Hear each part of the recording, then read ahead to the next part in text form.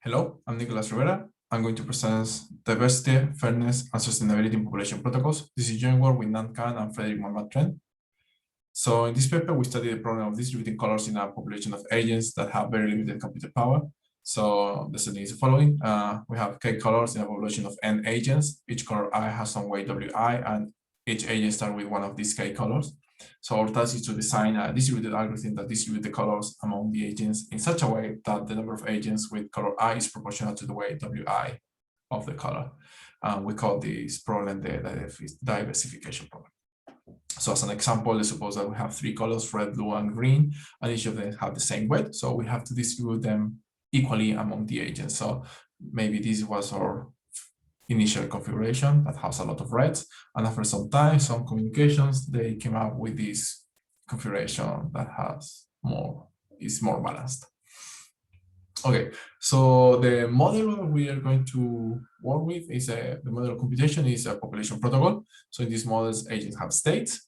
This is a discrete time model, and at each time step, we choose a random pair of agents, VW, and the idea is that V observes the state of W, so VW, V observes W, and it computes its next state based on what it observed.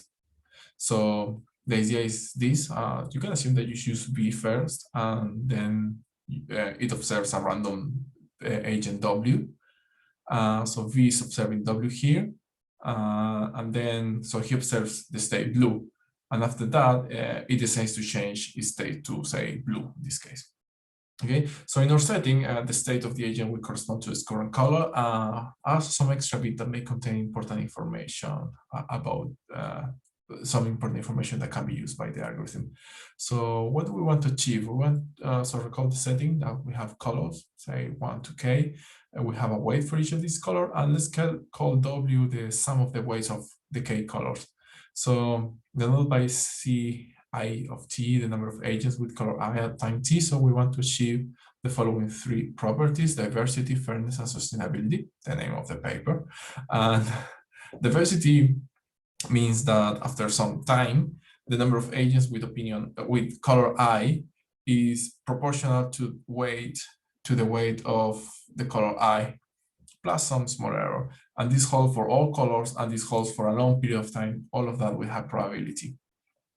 Fairness means that with high probability for each agent V, the proportional time that V has color I in the interval 0 and to the alpha is equal to the weight of the color divided by the total weight of the colors plus some small error. Okay, and sustainability means that no color ever vanishes from the system. So, okay, so diversity essentially says that if colors have a larger weight, they have to be more agents with that color. Fairness means that all agents will have all the colors the same amount of time, essentially. And sustainability is important because diversity and fairness only holds with high probability. So sustainability says that it doesn't matter if we fail, we still have the colors to try again. And it's important because these agents are so limited, they have so little memory that if we remove some color from the system, they may not even be able to remember that color, and then the color is gone forever. So summing up, we want to design a population protocol. We work in the model of computation of population protocol with random interactions. We want to design a rule that achieves diversity, fairness, and sustainability. And some remarks about the problem is that agents do not know the number of agents in the system. They do not about the other colors in the system because they have very little memory. We want to use the minimum number of extra bits, so they have to remember their own color and maybe 1 or 2 bits. Okay, and actually we're going to use only 1. And we assume that the agents have access to a function that, given the color, it returns the weight of the color. And also we will assume that all the weights are greater or equal than 1. So what we should care about this problem? Well, this is a task allocation problem, and that's a very important task in computer science. So okay, that's important. And our motivation was more kind of about biological distributed algorithm, because we want to understand how this very simple system like ants or other type of bugs can solve these kind of not so trivial problems using very limited resources. So at least there are two reasons why to study this problem. So some related work. There are two main lines here that are very related to our problem. The first one is quite related. This is the uniform partition problem. This was studied by Yasumi and some collaborators in a series of works, actually more than these three. And they have worked in the uniform partition problem, which is our problem, but assuming that all colors have weight 1, so they have to distribute k colors uniformly in the population. But they work in the deterministic scattering setting, so they don't care about fast algorithm. They just care about finding algorithm, because in this setting, since everything is deterministic, they have a lot of symmetry breaking issues. Sometimes, depending on the conditions that you're imposing in the problem, you may not even have an algorithm to solve the problem. Okay, so the type of problems that you want to solve are very different than the problem we want to solve. The second line of works are task allocation. These have done, there are a lot of work in biological distributed algorithms dealing with ant-related problems and quite a lot with ant task allocation. But the main difference with our problem is that in this setting of ants, they usually consider models where the ants receive some feedback from the environment. So they have some extra help, but also they have the problems of an environment. They have noise and other type of issues. Okay, so let me present you our solution. So we propose a protocol that requires only one extra bit, and this bit measures the confidence of the agent about its current color. So let me introduce you the diversification protocol. So as I said, the state of the agent is its current color and one extra bit. This extra bit we will refer to as the shade. So if this bit is 1, we say that the color is dark or the agent is dark. And if that bit is 0, we say that the color is light or the agent is light. I will be using both. And so essentially in a population protocol, when V observes the state of W, 3 things can happen. So these are the 3 rules that defines the population protocol. So rather than reading this, I will show you the picture. So this is the picture model. So now you have colors and you have the bit. So these are light agents and these are dark agents. Okay, so the rule is the following. So this guy is observing that guy on top. So the first rule says that if both agents interacting have the same color and both are dark, then the guy who's observing changes to light with probability 1 divided by the weight of that color. So this is a randomized step, and this is why it's important that the weights are greater or equal than 1. The second rule says that if a light agent observes a dark agent, it copies the state. So in this case, for instance, you have a light red colored agent and it observes a dark blue, then it copies the state. So now it has state dark blue. Okay, and the other rule is that in any other case you do nothing. So for instance, here you have a dark agent observing a light color, do nothing. Dark agent observing a light agent, do nothing. Or maybe dark agents, but of different color, you also do nothing. There are a lot of cases where you do nothing, probably I'm missing 1 or 2. But the idea is that in this protocol, agents are idle quite a lot of time. And recall that we want to prove, we want to achieve these 3 properties. So I will keep this slide as a reference, so you can pause the video later and go back if you want to double check things. Okay. So what about the analysis of diversification protocol?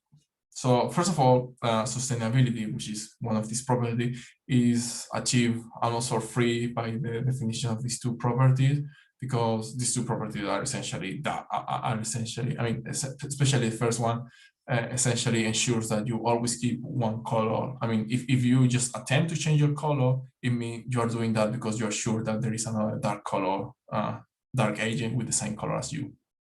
Okay, so whenever you try to change your color, it's because you know there is another agent with that color and with the dark agent with that color. So the main technical challenges are to prove diversity and fairness. So we will sketch some of the idea here. So, so how do we perform this analysis? So, well, there are some technicals name, some notation here, but I think it's easier to just look at the picture. So what we will do is divide the agents into boxes. So these are the n agents. We will have two k boxes on top, k boxes on bottom. So boxes on top represent dark agents, boxes on bottom represent light agents. So in this box, for instance, capital A1 represents the agents that have color 1 and dark. A2 represent dark agent of color 2. This box represents dark agent of color 3, and finally this box represents dark agent of color K. And the same for this box on bottom, but they are light agents. So these are light agents of color 1, light agents of color 2, and light agents of color K. So essentially this, for instance, in this box, you have only one agent here. So it means that there is only one agent at time t that is dark and has color 3. And there are 7 agents that are light and have color K at time t. Okay, so essentially this protocol, what it's doing is moving agents between boxes. And okay, so remember that in the step of the population protocol, you pick one agent and that agent of the random agent. So to pick the first agent, you choose one with these probabilities. So it's essentially the probability that the agents that is chosen to observe another one. The probability that it is in a particular box is the size of that box, or the size of the agent, the number of agents in that box divided by n. So these are the probabilities that you pick your agent in that box. And then depending on what you observe, there are a couple of chances. So if you observe someone in the same box with this probability, then you go to, you move to the light version of the same color. So this is the only option if you're on top, that you move to light, because dark colors never change color. They can change the shade, but never the color. But if you are a light color, then you have a chance to move to any of these boxes by observing an agent in one of these boxes. So the probability that you move to that box is the number of agents in that box divided by n, and so on.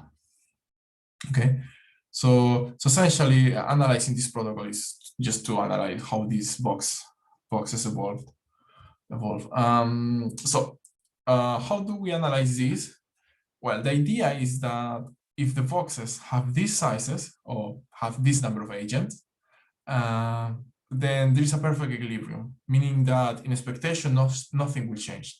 Okay, so attaining this equilibrium is kind of hard because, well, first of all, this may not be integer, and in that case, you cannot achieve that, but you can be very close to that. So we have 3 phases in our analysis, which is quite common in population protocols. So in the first phase, we show that you achieve this equilibrium up to a multiplicative constant. So you have this equality, but here you will have like a term, something like 1 times 1 plus or minus epsilon, with epsilon small but not so small, so something like 0.001. Okay, in phase 2, we show that if you add these two equalities, they hold up to some small order error term. And then in phase 3, we show that these equalities hold up to small order error terms. So all these phases last for n log n time steps.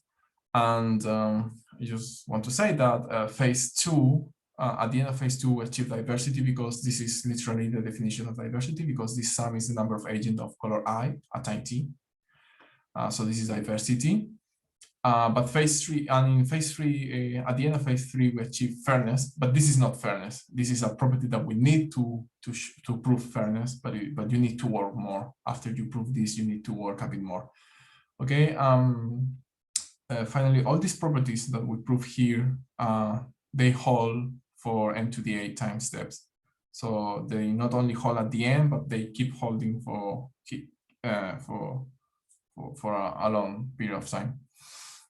So how do we analyze this? So phase 1 is the easiest of all phases to analyze, because in this phase you have awful configurations that are very far away from equilibrium. So okay, so first thing is that particles, they do not move a lot, but when they do, whatever they do is likely an improvement.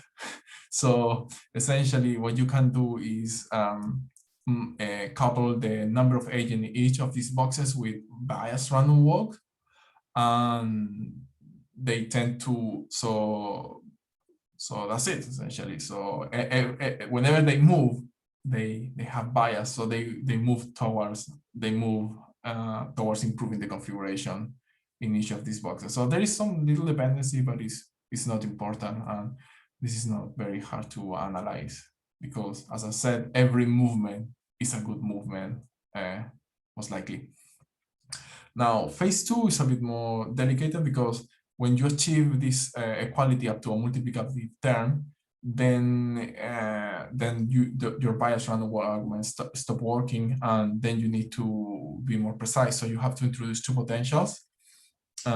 This first potential measures the variability in the number of agents in the boxes on top. The second potential measures the variability and the number of agents in the boxes on bottom.